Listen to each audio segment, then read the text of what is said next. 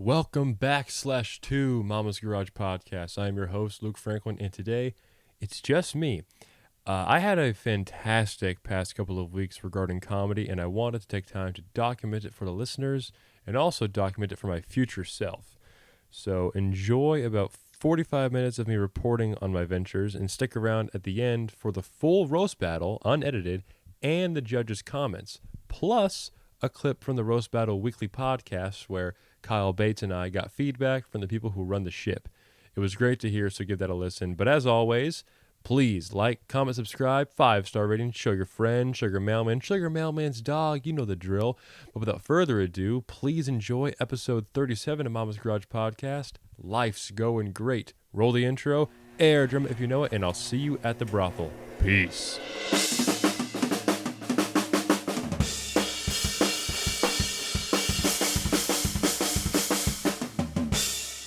You're listening to Mama's Garage Podcast. I've had a very good week. I'm wearing this sweatshirt. It says Life's Going Great. It's a band merch from a band called Games We Play, which I have a very unique relationship with. I went to their concert a while ago. I was 19 at the time. It was September 19th, 2024 on a Thursday. I won't forget it. It was at the Hi-Fi on Fountain Square, Indianapolis, and I got to go on stage and play a song during the show. You can find the clip on my Instagram. That was a surreal moment. But I got this sweatshirt the night of, and I just so happened to wear it to a comedy show this past Thursday. And I will get to all of that in this episode. There's 3 topics I want to hit. I want to talk about the roast battle, going to see Duncan Trussell all weekend, and then I had my first TikTok clip, stand-up clip, get some attention on the app, all in a matter of 10 days or so, 11 days. No, I think maybe I'll call it 11, less than 2 weeks. So this roast battle, okay? The power is going to be flickering, but we're still live. Don't you worry about the power going out.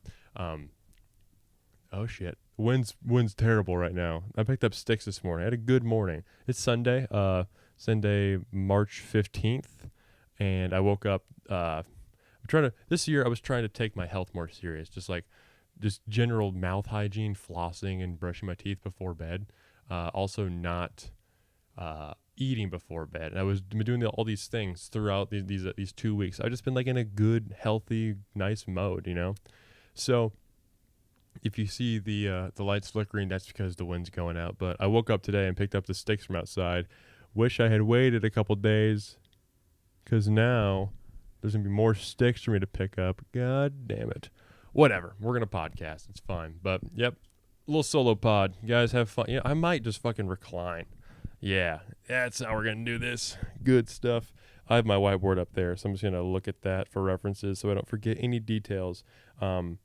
I think what I'll do is I'm going to play the roast battle and the podcast clip from the Roast Battle League show. We're going to do all of that at the end of the podcast. So stick around for that. I'm excited. But March 4th, 2026, which was a Wednesday, I made my Helium Comedy Club debut for a roast battle. My face was on the website. And I've still not done the open mic that they have on Tuesdays. That's a sign-up process.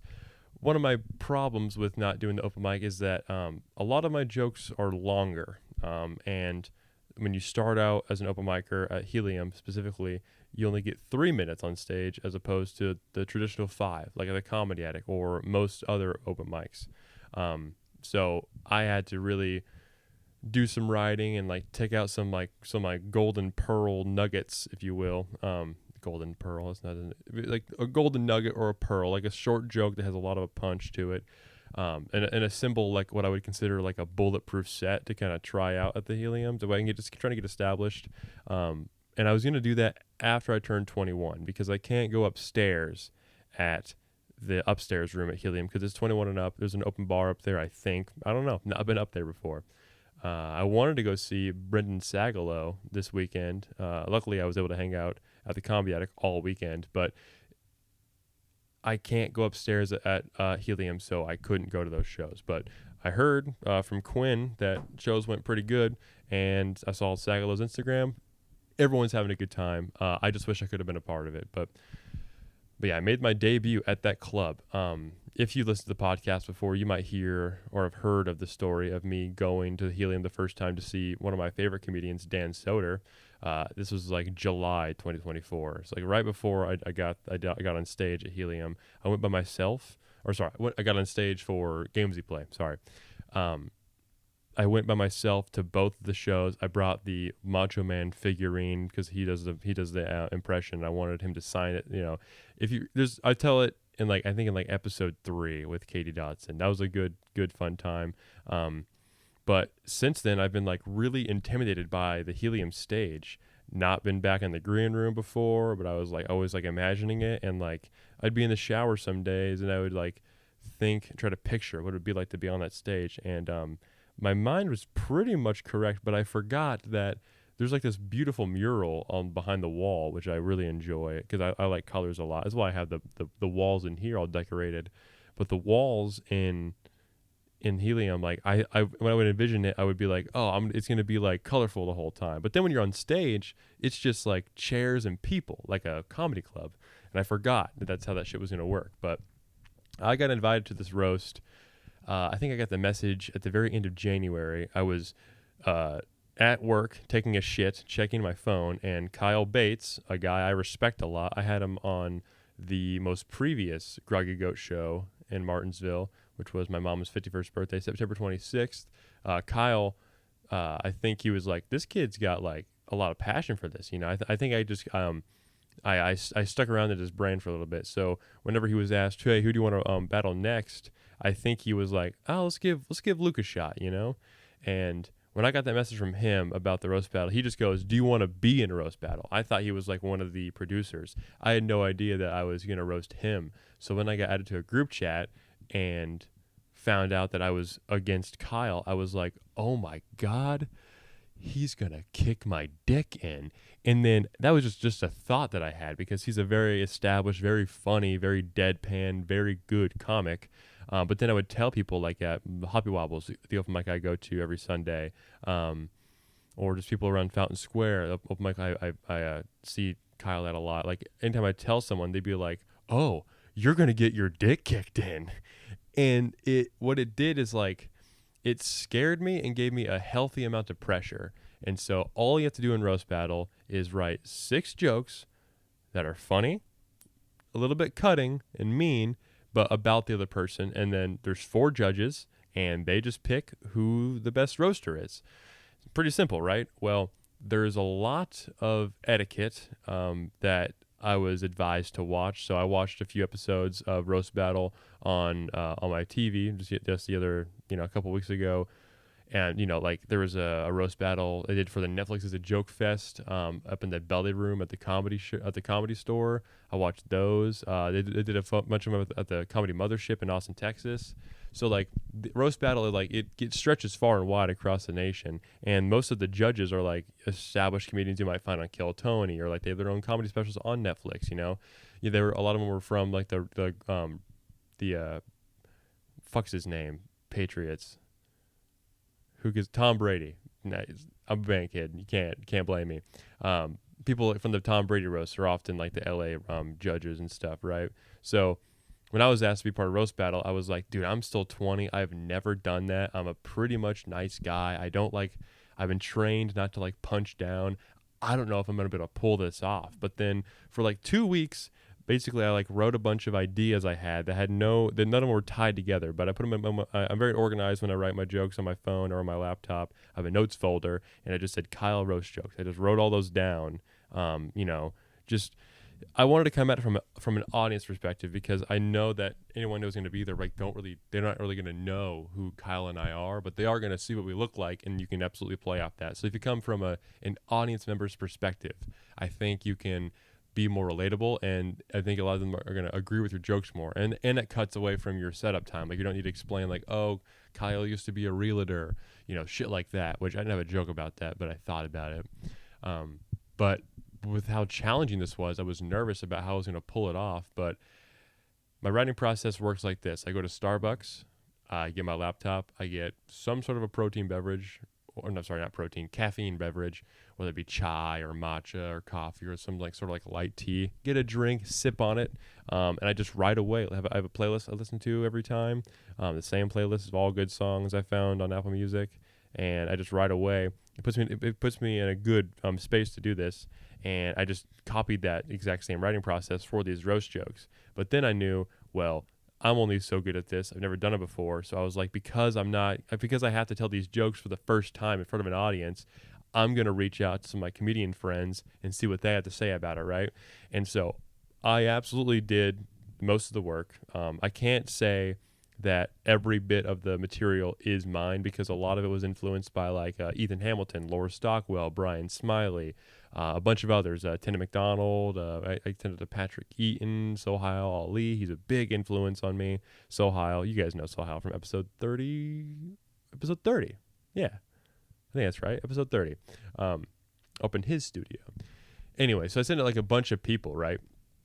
And a lot of them give me like, oh, these are good. Like keep it up. Like I like these a lot. But a lot of them said that like the joke about when Kyle Bates is not eating ass on his tippy toes, when that was almost everyone's favorite joke. And I was like, okay, I've struck gold there. So I'm going to put that at the very end.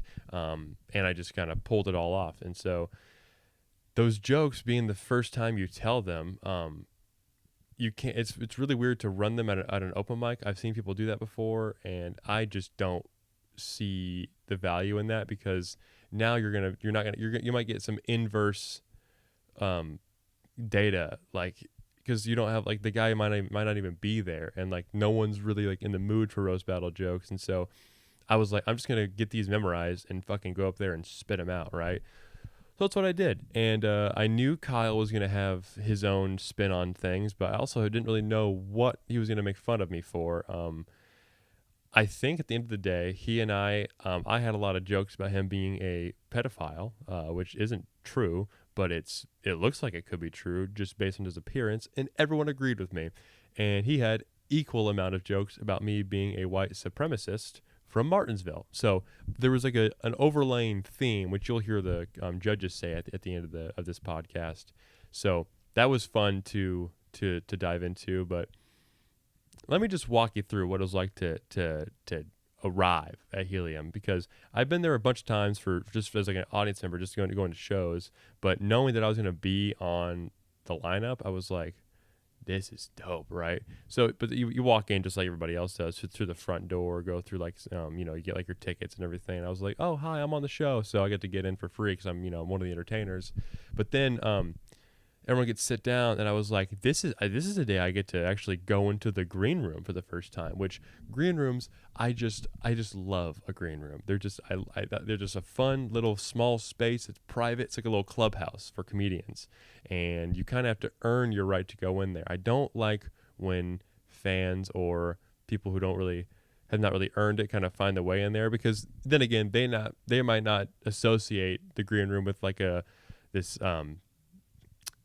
like a seniority factor. Like there's I really treat a green room differently than I feel like others do. I'm like, oh, I just know that there's been so many of my favorite people who do stand up in this room. This room has power to me, right? So going into that the green room at Helium, I feel like I needed to earn that, and I feel like I absolutely did, because I was asked to be on the roast battle, and my name was on the website. My face was too.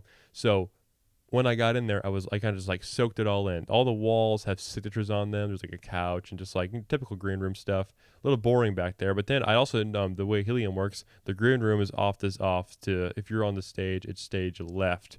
The door's over there. And then when you get into the hallway, you take a left yourself, and you go up this ramp. And then the door to the stage is right on stage. It's so cool.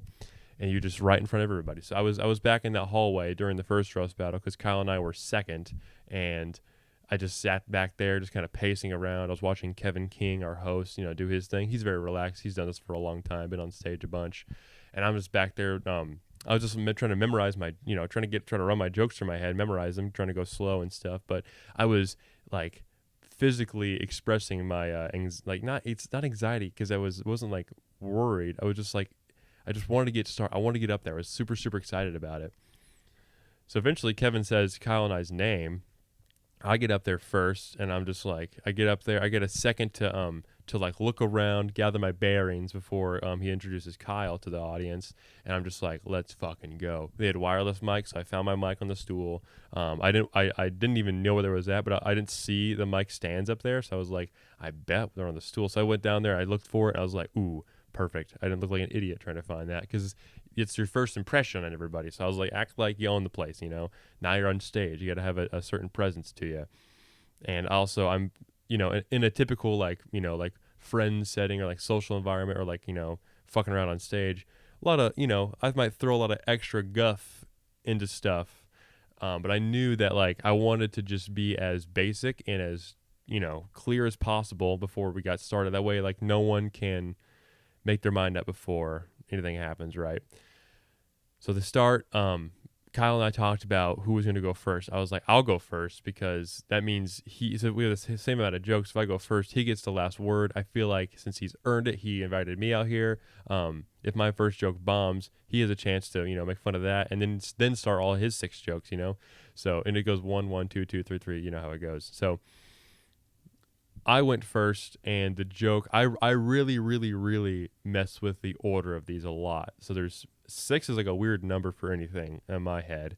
It's even, but it's also divisible by 3, and I feel like 6 is weird because if there's 7, that means there's like a middle joke. But with 6, it's like you have the first 3 or the second 3, or you have the first 2, middle 2, and the second 2.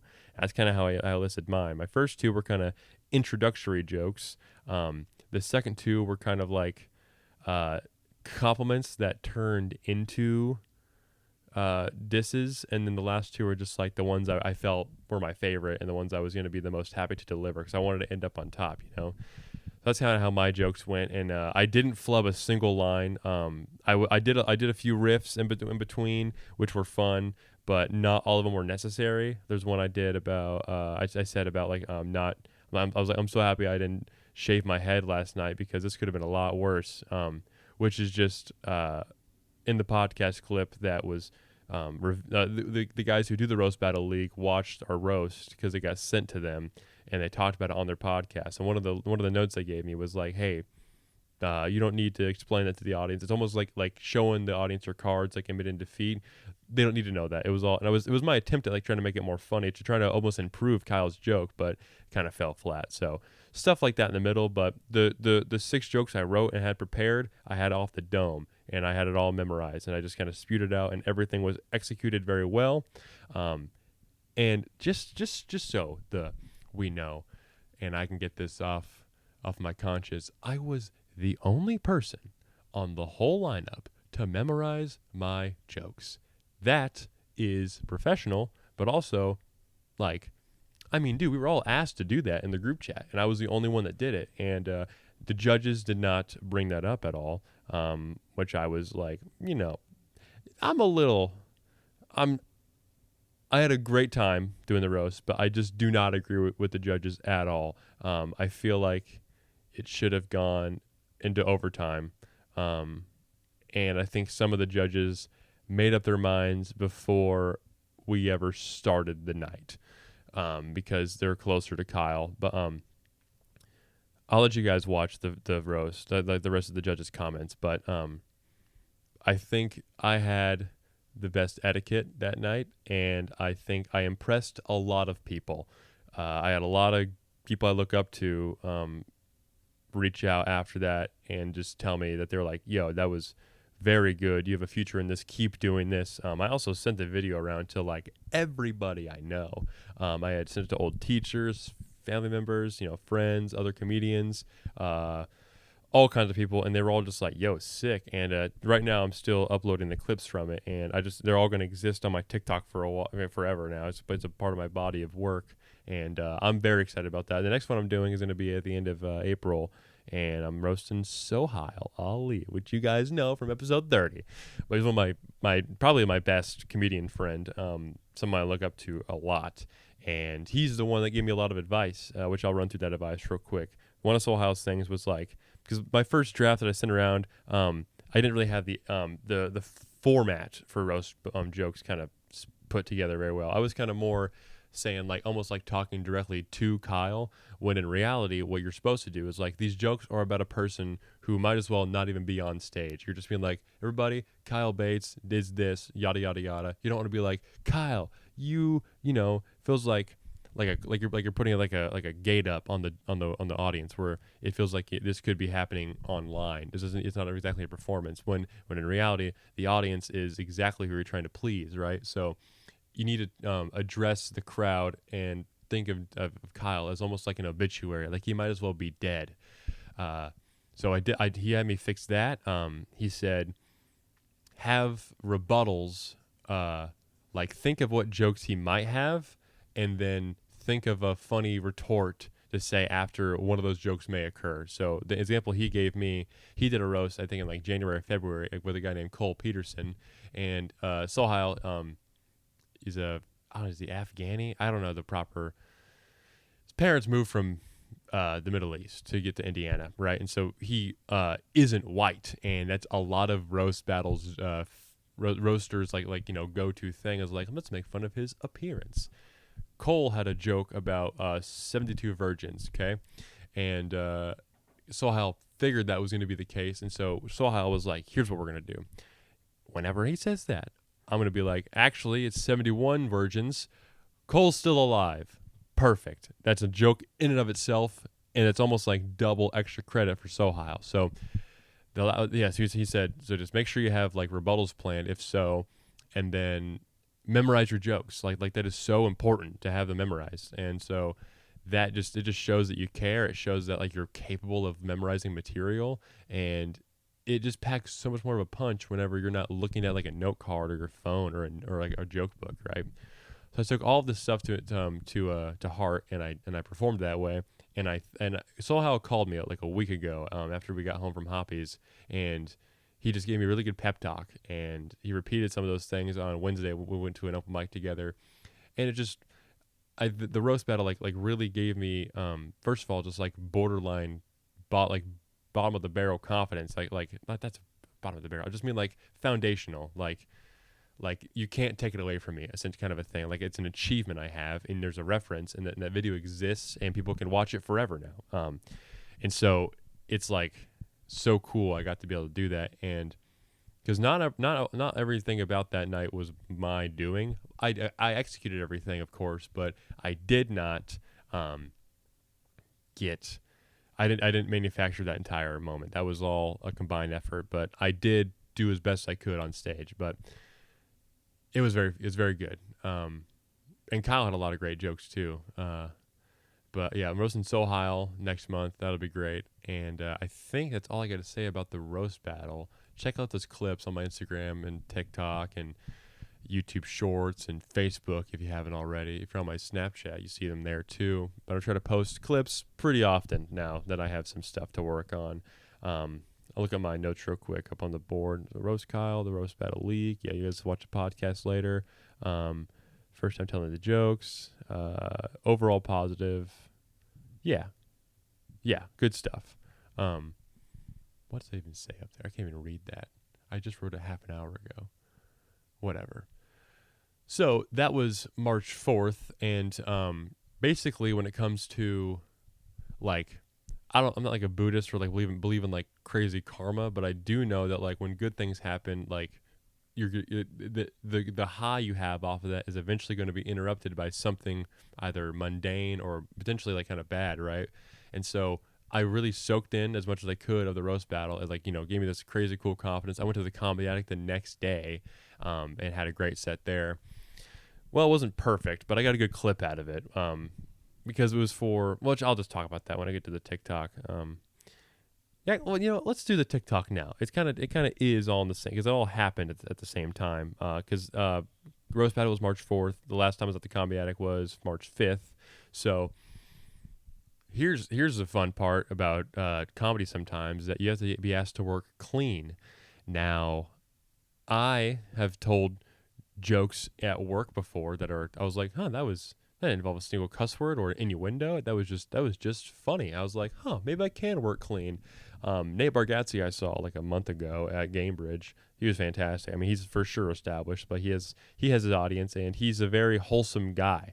Doesn't say any sort of he just his jokes are just clean, and you don't even notice it, right?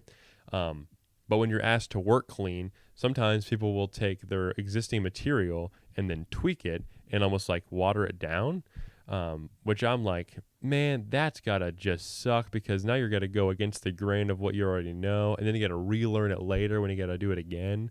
And I was just kind of screwing around, and I picked out some material that I knew was gonna be okay, that people were gonna like kind of be on my side with, but also a few little weird couple of I did this like happy birthday thing in the beginning, and I did it at work, which is the example I was talking about, where it was someone's birthday at one of our like beginning of the day meetings, and everyone's like, "Oh, Luke's a pretty out there guy. He'll sing happy birthday for no reason. Let's have him do it." So then they looked at me because it was supposed to be like a surprise, like we weren't gonna, Andy wasn't supposed to know we were gonna do it. And then I go, "Look, everybody, an invisible cake, happy." It's just like this like stupid like PBS kids joke. But then my little stinger on the end, I was like, "Blow out the candles, ha ha ha ha," and then I was like, "Oh, they're trick candles, gotcha." It was a gimmick, fun. But I was like, if I had to work clean, I wouldn't do that if I didn't have to work clean. But I was like, I'll try it. But then when I was singing happy birthday, I was like, I got an anonymous tip at someone's birthday in here. I didn't factor in the fact that there was probably going to be someone's birthday in there. There's actually like 3 people who had a birthday. So I didn't even get to do the fake candles, trick candles bit. So that's how I started my set off. But then work on some Martinsville material that I've been workshopping and kind of doing around the state so far. And I did a version of it, and a woman interrupted the joke, and she pretty much said what I was going to get to anyway. So luckily I'd already a punchline in my back pocket, but she derailed my momentum. And but I got a clip out of it. It's like a 40-second clip. I posted it on TikTok. I think it would have been on Thursday, so a week after it happened. So this is on March 12th. I posted on Thursday, but then I posted everywhere on Thursday. But then I checked TikTok Friday afternoon, and it still was loading, and I was like, "Oh shit! It's delayed now. Now all my shit's gonna be like out of sync." But whatever happened, whatever like hashtag combination, timing of the day, I don't know what happened, but that TikTok has like almost 60,000 views right now, and like a couple thousand likes, and hundreds of comments. My first TikTok to have that happen. Very, very cool. And it all happened in like the same week as sorry about that. It happened like the same week as my crazy fun, initiation process with the Indianapolis scene. Like I just couldn't believe it was happening. So go check out that clip. I've not checked it in a few hours, but I checked it at Starbucks yesterday. I wrote for like 7 hours at Starbucks yesterday on my laptop and stuff. And I mean, the clip it was blowing up. I couldn't believe it because it's every time I post a clip, I'm like hoping to get them the notifications where it's like, hey, 4 digits amount of I had like 1,000 likes, and I checked it at like 2 p.m. I was like, what the fuck? That's crazy. But that was the day after. The day after the roast battle, which is funny because the roast battle, I was like calling a grown man a pedophile and like short and just like being a dickhead, but you're supposed to. It's a roast battle. And then the next day, I was like put on my grandson brain to do the clip or to do the set. So it was for a fundraiser, and it was like a benefit show for an organization called CASA.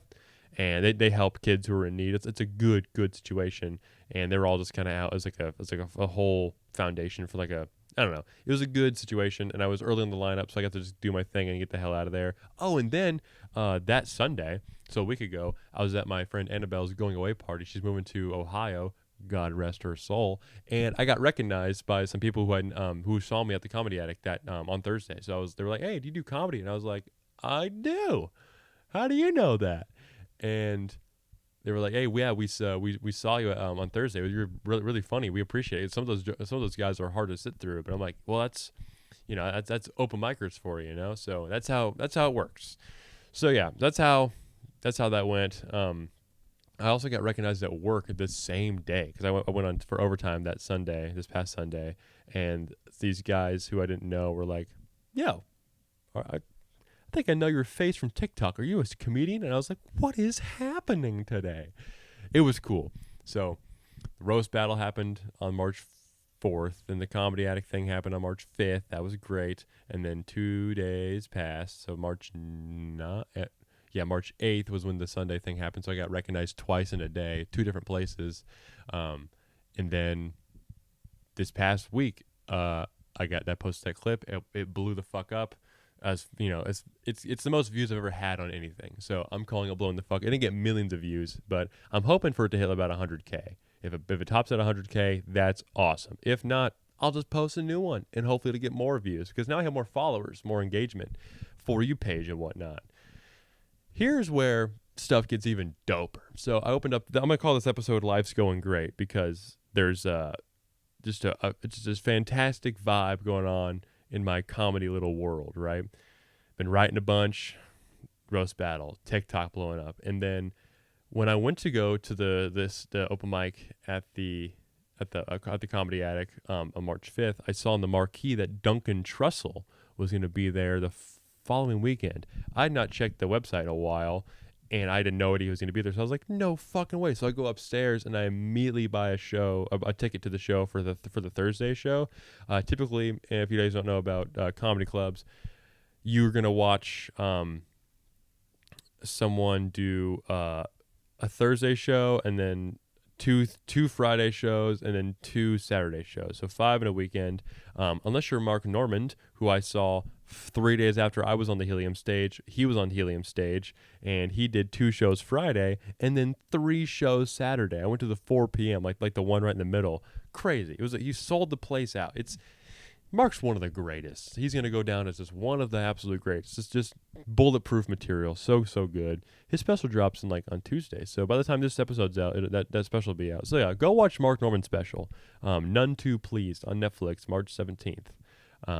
He's not telling me to say this. I just enjoy him. But Duncan Trussell, if you don't know who Duncan Trussell is, he is the creator and the lead voice actor for the animated TV show was only one season on Netflix called The Midnight Gospel. That's my introduction to him. But he's been doing stand-up for a long time. He got started in L.A. He's been on Rogan so many times. I love his set from Ari Shaffir's Comedy Central show. This Is Not Happening. He talks about taking acid and then having a gene thread stuck in his throat and stuff. He's a very experimental drug kind of a guy, but he's so within the scene. He goes to Skankfest every year. He's just a cool guy, right? And I was just stoked to kind of watch him, live on the Thursday. I was maybe I get to have a little meet and greet thing after the show. And my buddy KJ and buddy Shanda Sung were both on the show. KJ hosted, Shanda featured. I had Shanda on my show and on the same show as Kyle's last year, and I've been around her at a few at a few Don't Tell shows, at a few comedy brunches and stuff. She's just such a good comic, and she's so great to other comedians, and she's certainly she treats me like another comic, and I can't thank her enough for that, because I'm closer to her kid's age than her age, and she treats me like an adult. It's a very good quality out of Shanda Sung. What a lovely lady. And then KJ is a buddy of mine. He's much closer to my age, a later Gen Z kid. He did his thing. He pulled an all-nighter. He was hanging out with another comic friend of ours, Bowden Bird, and he got a message from the Comedy Attic booker. Dwight was like, yo, can you be at the Attic tonight to host for Duncan Trussell? And so if I got that message and I was at the Twilight Zone, I would be like, oh, I better go to bed real quick. That way I can get to Bloomington on time. And then it's fucking crazy that he had to pull that off. And so he did a great job. But then I just enjoyed the show. I sat next to this guy from Philadelphia who's a student at IU. He's just a little, a year older than me. So he and I talked for 20 minutes before the show started. Good dude. I forget his name. I think it's Dan Sprout or whatever. He'll never see this. Good guy though. And then I was like, oh great, it'd just be a good night. Duncan had a great set. I loved his new material I hadn't heard before. A lot of it was relatable, a lot of it was fun, a lot of it was current events oriented. He gets off stage, KJ closes the show out, and I'm like, great, I'm going to go home. To quote Vincent Vega, I'm going to go home, jerk off, and that's all I'm going to do, baby.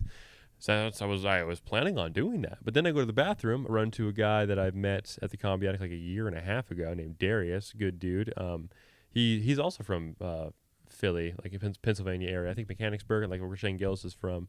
I ran into him in the bathroom, which I was like, yo, dope, dude. And then I invited him to come to the Comedy Attic, the open mic on Thursday, which I'll be at. Then I take a piss, walk out, I say goodbye to my server. His name was Alex, and Alex was like, "Yeah, I've seen you on the mic a little bit. Like, you care about this. You're welcome to hang out if you want. We're gonna be close the shop up." And I was like, "Wait. You mean like in the green room? The green room with Duncan Trussell? I'm allowed to go in there?" And he goes, "Yeah, for sure." So then Alex and I, walk up to the door, and Alex just goes, "Hey, this is one of our open micers. He just, good dude, one of my favorite guys. You should come, let him hang." And then Duncan Trussell was like, "Hey, sit down. Come on in." And I just go, "Okay, Duncan Trussell." And I sit down next to the man, and I'm just like, this is fucking crazy. He's just next to me. And there's another fan in there because Duncan was very good to his fans. Some guy named John. He was there all weekend. Good dude. He was telling a story about being in Cambodia, and he had this very, very impactful story he was telling Duncan. And I walked in there about to do my my meet and greet brain. But then Duncan was like, "Real quick, he's about to wrap up a story real quick." I was kind of listening. I was like, "Oh, by all means." So now me and Duncan are just both enjoying this man's story with our legs crossed on the couch, just like watching. And I'm just like, I can't fucking believe I was 14 when I discovered that show, right when COVID hit, right? And I was just like, oh, what a cool situation. Less than 6 years go by. Now I'm just on a couch with him, the guy from the TV show. Actually, I love that show a lot. If you haven't seen it, you should go watch The Midnight Gospel. It was amazing. And then KJ took a picture, so I have that immortalized forever at like a moment in time that I was like, I just in those situations I like really try to take in the moment because I'm like, this is gonna be a memory I'm gonna tell people about, even on the podcast. I was like, this is fucking wild. Then John kind of wraps his story up, and then I sit down at like another chair, and I just talk to Duncan for like probably like an hour after the show was over. He tells me a story about Mitzi Shore. She's passed away now, unfortunately, but so before my time entirely, but she ran the Comedy Store for years. She's Pauly Shore's mom. She's this very you want her on your good side, and Duncan had a very good relationship with her, and he was telling me a lot of like the way people tell stories about people who are already dead. It's either like, oh, that guy was a complete fucking asshole, or it's like their status becomes like legendary, where it's all the work they've ever done has been completed, and now you can just start adding to their lexicon, like in their status and stuff.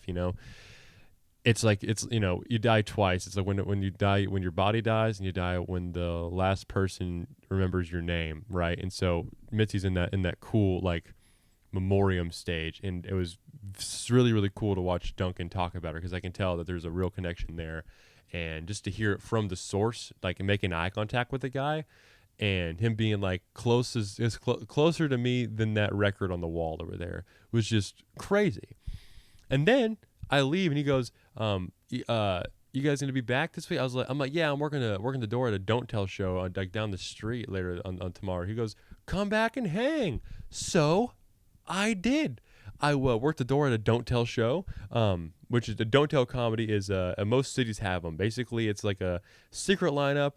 You buy tickets online. You show up at a disclosed location. It's not in the same place every time. It's really cool. It's a great place for younger comedians to kind of feature for people because you're not at a club, but you get a lot of experience. And Neil Meyer runs those, and I work with him. And so I get the thing we do. I do roll call. I work the door. I make sure everyone's there, and then I kind of break the room in. I kind of do a lot of like the host work before the host gets up there. Almost like warm up for a. I think they do warm up for like late night television. So that's basically what I was doing, and I've done that at all the ones I've been to. I think I've only missed one since August because I had a gig playing drums in a musical, but that was cool. So my buddy Jack Layden was in town. I didn't even know he was on the lineup. I was like, oh shit, Jack's here. He walked downstairs, and I was like, oh, I've fucking run into a comedy buddy. And so he and I hung out in the back of the orbit room for a while, and then I was telling him about meeting Duncan Trussell. He saw it on my story, and I was like, he's there tonight. I was asked, I was allowed to go back, and he was like, yeah, all right, yeah, I'll take you up on that. So then Jack has been hosting at the Attic for quite a while now. He won the comedy contest last year. Shout out Jack Layden. And he was like, here's what we're going to do. I've only ever gone in the patron door, the door with the stairs. You get to go to the P.O. box, not the P.O. box, like the box office to get into the place. Jack was like, right this way. He walked up the skinny ladder that comes outside of the club, opened up the door. It was open. We went into the kitchen. Never been in the kitchen before. I was like, this is crazy. I was just talking to the staff. I'm just like, I just felt like accepted, and I talked to Alex, the guy who let me stay around last night. I talked to Amanda. She's a fantastic server. She's great. And then Jack and I walked through the back of the club while Duncan was on stage. And then we went into the green room. And that's just where I met Katie Kincaid and Lexi. Fuck, I forget her last name. She is fantastic, though. Let me look her up real quick. Lexi motherfucking Constantini. She was hilarious. But I got to see them both, Katie Kincaid and Lexi, on Friday. Met them in the green room. Just chatted for a little bit. And this is at the very end of the show, so Duncan was only had like maybe 10 minutes left on stage. Duncan came in the room, closed the door behind him. He's like, oh, we did it. 3 shows down, 2 more to go. Friday night, fuck yeah. And he was like, oh, shit, you're back, talking to me. And then I got to be like, hey, Duncan Trussell, this is my buddy Jack Layden from Chicago. And he's like, oh, nice to meet you. Just a full fucking hang in the green. It was so cool in the green room. Then I was like, I might come back a third night. And that's what I did. I came back for the late show. This just yesterday. So I was in Martinsville all morning, all day at Starbucks, writing and stuff. I dropped off some comedy show tickets at the Groggy Goat for April 4th, which will be 2.5 weeks from the day this drops. April 4th, 8 p.m. Get your tickets. It's going to sell out. It's going to sell out. You better be there. And I was like, I got to get back to Bloomington. So then I park my car on Walnut Street, and I walk down to the Comedy Attic. I ran into my other comedian friend, Veronica Casillas. She's does the Cup and Kettle show in Bloomington. It's like right beside the Bluebird, right across from May's Bar and Grill. Not bar and grill. It's a fucking burrito place. I need to go back there. Fuck, I love some Maze. It's really good shit. Great burritos. So I just happened to run into her on the sidewalk, and I was like, yeah. She's, where are you up to? I'm like, I'm off to the attic to go hang out, which is a cool sentence for me to say. And so now that was a very spur of the moment thing. I had no idea what was going to happen. So I was like, all right, well, nice seeing you, Veronica. And then I just walked, and I took the back way to get to the attic, and then I was on my way to walk up the stairs to go to like the way we did last night with Jack, and then who do I see on the sidewalk smoking a cigarette? Duncan Trussell. And I just go, at this point, I'd seen him. This is like my third time being around him in like 3 days. I just go, oh, what's up, Duncan? And I was wearing this sweatshirt again, and he was like, oh, he's just the nicest guy, sweetest dude. And he was just like, oh, I'm so happy you're here. And I was like, it's just exactly everything I wanted out of a guy that I look up to. It was so nice, And so then he was like, I like your sweatshirt. So I told him the story about getting on stage and how I like play the drums and stuff. And he was just like, that's insane. I could never play drums live. And I was like, well, actually, it kind of helps, with my stage presence. So then he just walked back up the stairs that everyone else goes up through, and I was like, well, I'll just walk in with him. I don't need to worry about because it's weird. Like, I'm not exactly like in yet at the I think after this weekend I've made a huge adjustment to all that. But I was worried about getting past the office. But my scapegoat was like, hey, Duncan invited me back after Thursday, so you can just write me down on the list. But then I just walk in with them, and then just hanging out, watching everyone's sets for Katie and Lexi, and they're on. Lexi's on stage when I get there. She's killing. She's doing great. And then the bouncer dude, I don't really know him yet. He just goes, hey man, can I get you a table? And I just go, oh, don't worry, I'm with Duncan. That's crazy. I just got to say that. I didn't fly in with Duncan. No. But I was with him on the staircase and walked in with him again. So I felt like I earned the right to say that. But then Lexi gets off stage, brings Katie up there. Katie just fucking crushes. She's so fun to watch. I was so enthralled by her. Great smile. Very good stage presence. Everything I want to be on stage. Had a lot of fun riffs. She had this joke about like the first concert you've been to, and she had jokes, not even prepared, but she was like being funny in the moment. She's just all around good comic. Lexi and Katie are both from Chicago. I really hope I work with them in the future and run into them again. Just hanging out and stuff. But But then I got to hang out with them in the green room for a while. All like last night, I got to tell Lexi about my plans, and Katie was. I just got to talk to her about, just she's been in roast battle before. I got to pick her brain about that stuff, see like some of the experience she's had. But it was just comics hanging out, and that's all I want to do. I just love the social aspect of comedy. It's so much better than music. Like no competition. Comedy is way more fun than music. Absolutely. I think playing the drums will always have a special place in my heart, but I don't think I ever if I never get to play drums on stage again, but I get to do comedy, I'll be okay with that. I've had a lot of fun experiences playing drums on stage. I will enjoy performing forever. I will always do that. But if I just had to pick one, comedy every day. Oh, it's so much better. I'm so fucking happy I'm doing this. Um, I think the last time I did a solo pod was the first podcast. Oh, I did the ridiculously bad quality of the commentary, the Mama's Garage commentary of Set It Up for that was like back in September. I kind of threw that together and it wasn't very good. Don't watch that one. Episode 28 is garbage. But every time I kind of talk about following your dreams, I just hope that any of the emotions I kind of represented today, or like just my overall passion, inspiration, and everything about this. I hope that rubs off on someone who's watching this right now, because as somebody who, sat in his room all through his, childhood and, sat in class or on the bus or like in a car or like, at work, just daydream about some shit that I'm trying to do to work out, that the odds are stacked against me. You don't really, no one needs to ever be an entertainer like this, but I feel like I have the personality for it. I feel like I have the mental endurance to withstand it all, and I'm very, very excited for the future. And I hope you follow your dreams too, because it is the most gratifying thing in the world when the shit works out. When I saw the TikTok notifications, I was like, this is how it all starts. Like I just got to keep riding this wave. When I walked out on Helium, this stage there, I was like, let's fucking go. Bucket list, bro. Off the bucket list. Talking to Duncan Trussell in a room smaller than my own bedroom. It's a small little hole in the wall bedroom, kind of a green room situation. And I just I just talked to him like a dude. And I also know from prior experiences, if you just like be calm and collected and just like treat them like a guy, they're gonna treat you like a guy. Because if you act like they're like kind of like an idol, they're not. People don't like that. They don't like being.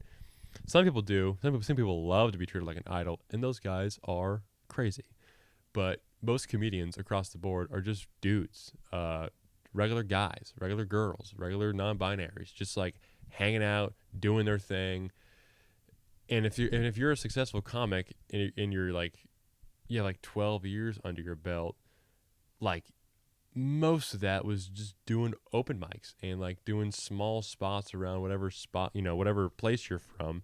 And it's just now starting to work out. So they all know the struggle, and anyone, like most successful comedians are either like everything gets filtered out over time. A lot of people just end up stop doing it. Like they just realize, oh, this is a lot of workload. I don't think I'm willing to put that much into it anymore. And they just are like, I'd rather not do this anymore, which is healthy and it's fine. Please do that. If you don't force yourself to be a comedian. That would suck. But if you want to do something, it doesn't have to be what I'm doing, drums or comedy or, trying to get a podcast off the ground or just being an overall entertainer. Maybe you're a ballerina. Maybe you want to, have your own company. Maybe you want to be the world's first, you know what? Can't riff it. Whatever your dream is, do it. It's so fucking fun. But that's it. I'm going to wrap this puppy up. Been a great few days. Oh, little thing at the end. Thursday morning, I got a fucking speeding ticket because I was speeding. That's what happens. And when I talked about earlier about like karma and stuff and how like something's gonna like, it's a pendulum. Like good shit happens and like it's gonna get interrupted by mundane or like shit you don't want to happen. I was like, oh shit, this is where it happens. When I saw the lights on the police cruiser turn on, I was like, I had this coming. You can't get out scot free. If you did, it'd be a Disney movie, and those are fake, and I don't know, his head's frozen somewhere. Old Walt. Just be called Walt. Walter Disney. Dumbass. Well, that was supposed to end on a much more inspiring note, but you know me. I don't know how to end stuff yet, but I got time to figure it out because I'm still a young boy. So we'll see you guys in the next one. This has been fun to document. Very happy this all happened. And I hope I listen to this in the future when I'm feeling down, because that's going to happen too. I'm feeling quite up right now. You know, I'm gonna hope I can re-listen to this in the future and give myself some inspiration, because this isn't gonna be all glamorous forever. I know that for sure. But right now, pretty fucking cool. So, see you next week. Peace.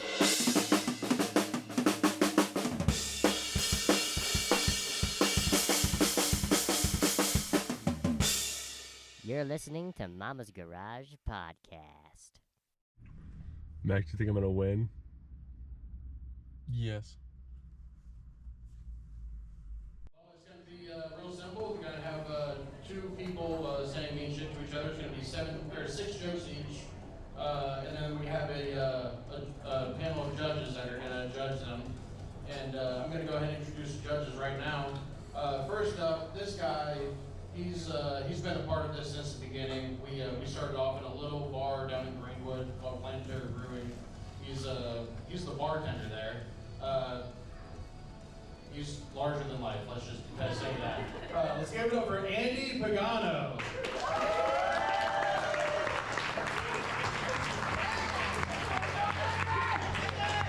How's everybody doing tonight? All right, Andy. As a judge, what are you hoping to see out of the battlers tonight? I want everybody to be mean. I want them to be offensive. I want them to be original. And I want Quinn to lose because he's a Purdue fan.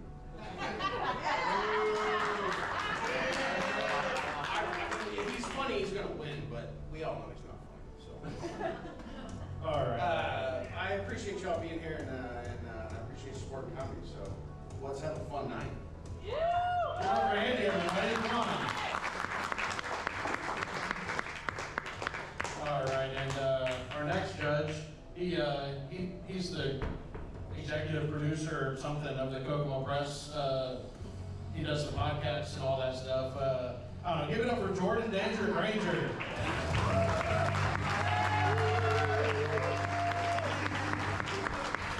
All right, Jordan. Let's see, what are you hoping to see tonight? I'm hoping to see a bloodbath. I'm just kidding. I don't know what to see. I looked at this flyer and it felt like an episode of To Catch a Predator, so I'm just hoping we don't see anybody get arrested. That's what I'm hoping for. Other than that, I'm hoping to have a good time. You guys ready to get loud? All right. Okay, give it up for Jordan, everybody. Come on. All right. Next up, this guy came all the way up from Bloomington. He runs a open mic at Hobby Wobbles. Give it up for Eric Hook.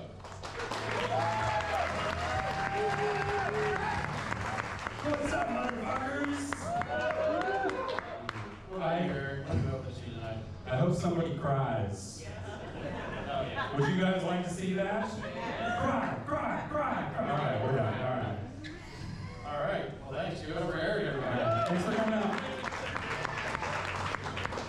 And our final judge of the night, he won Indy's Funniest Competition in 2025, just last year. Give it up for Patrick Murray.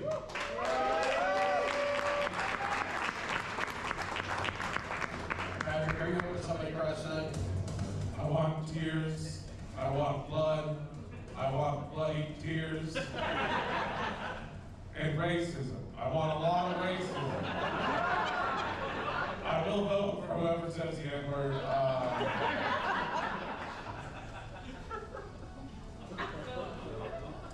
All right. Give it up for Patrick, everybody. Come on. All right. You know what? I want to practice something with you guys real quick. Before each battle starts, I'm going to count to 3, and then I want everybody in the audience to yell roast. All right, let's practice that. 1, 2, 3. Roast! Fucking perfect. All right, next roaster, he's from Bloomington. He plays drums in a band. I don't know what else to say about him, to be honest with you. He can speak for himself. Give it up for Luke Franklin.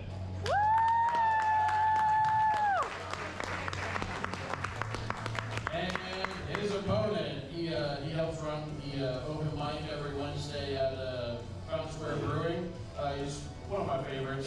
Give it up for Kile Bates.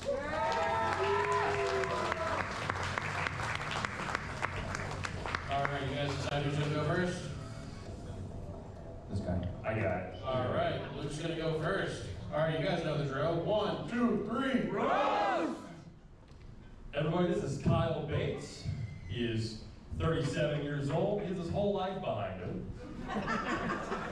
So explain to me why he looks like a child, a greasy pedophile, and a jaded detective all at once.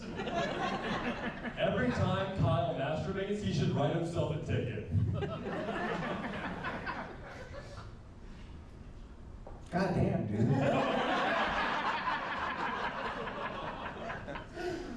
That song is so fucking creepy. I'm sorry, dude. Alright. Luke is from Martinsville, I lied about it earlier.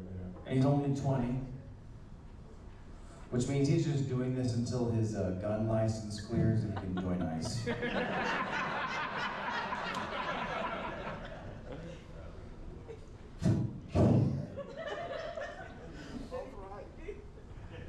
Okay. Kyle's parents chose to spell his name K-I-L-E. Holy fucking shit, that's so goddamn stupid. They somehow made the name Kyle worse. Kyle with an I is what you name a miscarriage as a joke. Hit me. That's what they did.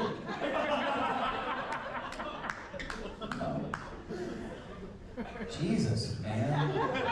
But these are rich. Luke is still a virgin because every time he goes to go down on a woman, his Adam's apple gets stuck in her pussy.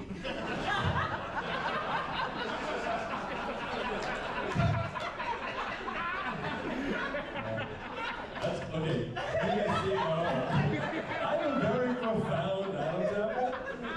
Look at that. There's like 2 of them in there. It's disgusting. Yeah, it's not good. It's trifling. I'm not sure how to recover from that. I want to molest this guy. It's hard to shape it. It's like it's actually ridiculous. Anyway, local comedians pretty much agree that Kyle's one of Indy's best joke writers, right? But what they don't know is that he's actually even better at making every woman he meets profoundly uncomfortable. Creepy fuck. What? The first time Luke went to a white supremacist meeting,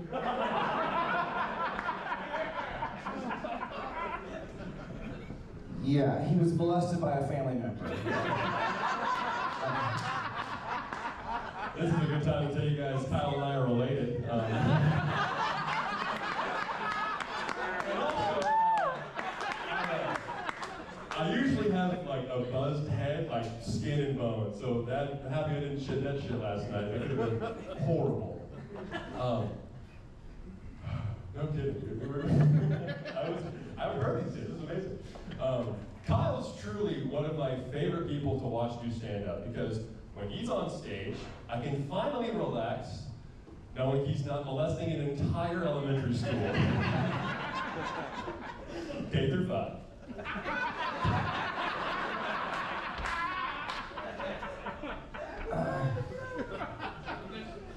All right.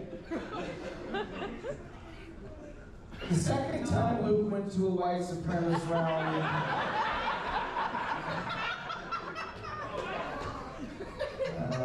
he learned how to make tiki torches from old mason jars.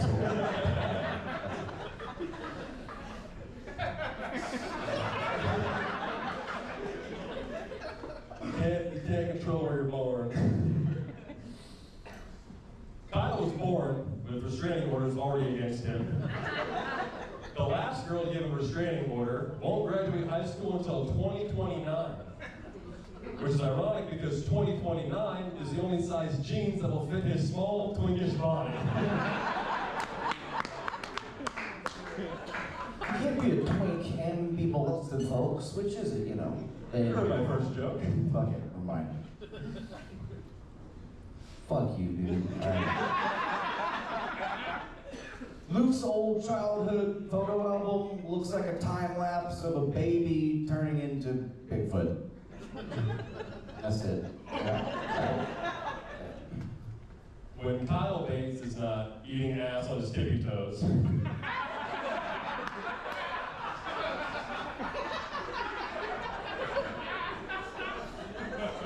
He can be found wearing a trench coat on the shoulders of another child trying to sneak into a rated R movie.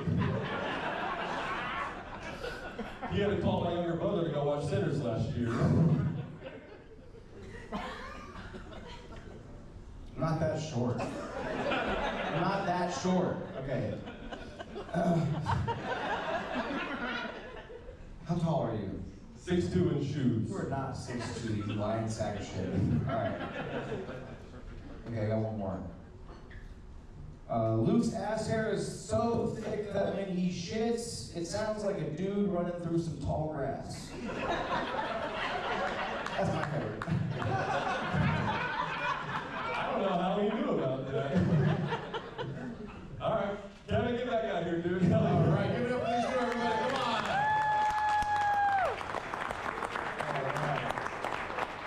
All right, here from our judges, Andy Hurst.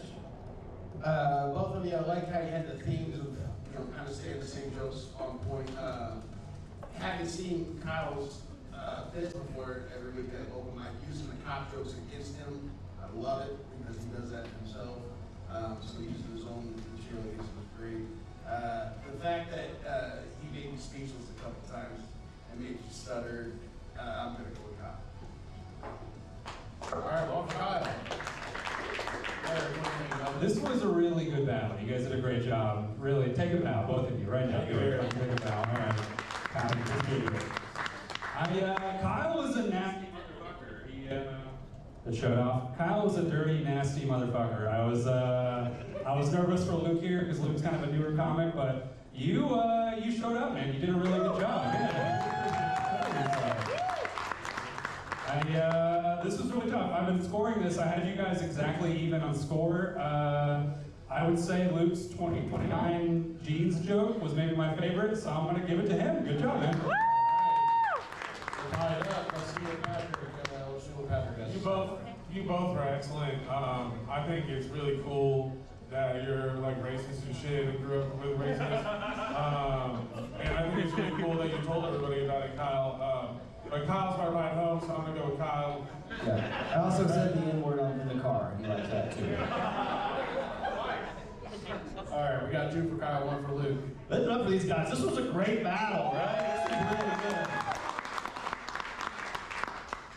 This was really good. This is the toughest one I think I've ever seen, ever, in any of the battles we've ever done. You guys are so neck and neck.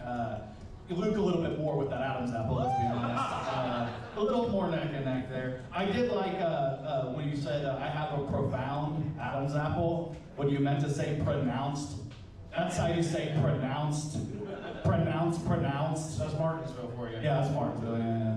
Anyway, honestly, I'm going Kyle. I really like that. All right. It's a really good battle, though. That's 3 for Kyle, everybody. You're left for Kyle Bates. Come on. All right, you guys, hug it out. Nope, not getting a fucking hug. Indianapolis, Indiana. If you know about Indiana, it's the birthplace of the KKK. So, Kyle saying that Luke is white supremacist kind of tracks. That was a lot of fun. I thought there was some pretty good jokes. There was some pretty good in-the-moment stuff, stream of conscious things. You could tell they're friends. It looked like a ventriloquist versus the dummy, even though Luke had the face of the dummy kind of a thing. Now, I didn't like how comfortable he was incorrectly saying the word supremacist. You heard that 3 different times. What did he say? He's a I can't even do it wrong. Right. He didn't say supremacist. He says supremacist. which is like how a Klansman would say. Just fuck it up in a It's in his redneck way. blood. I don't know if he's. Like, yeah, it's funny because like Kyle does look like like a don't date my Yeah. daughter, like any minority kind of a thing, but he's probably the most liberal guy in that area. You know what I mean? I like Kyle's like strategy of just being really offended by the jokes, like really hurt by them. That's such a fun way. What? Not that short, man. dude. Yeah. It's like, oh, you really hit some nerves there. I like that. I feel like the Indies got to work on their timing though. Like there's a lot of dead air between, just hit us. And it's a lot of like going to the well of let's just talk statistics here. And white men and your crimes of passion being disgusting sex crimes, right? Right. 70% of the sex crimes in this country are white men. Hey. Molesting. All right. Yeah, it's you guys. Yeah, you guys be fucking non-consensual. Right. So I mean, I like that they were going to that well a lot, but it's also like, I mean, how many pedophile molestation jokes can you hear in one battle? Yeah, exactly. And yeah, you you can get tell that two. The joke writing contradictions were coming out for a guy. He's like, what am I? I'm gay or a pedophile. I don't fuck. I rape. Which one is it? You know what I mean? Like, this happens all the time with white guys who are just weird targets in roast battles. That's true. Kyle Bates, he looks like he doesn't look like Rob Schneider, but he looks like who Rob Schneider should look like right now. Oh, interesting. He's like Rob Schneider's spirit animal. Yeah. Right. What's the other guy's name? Tall guy. Luke Franklin.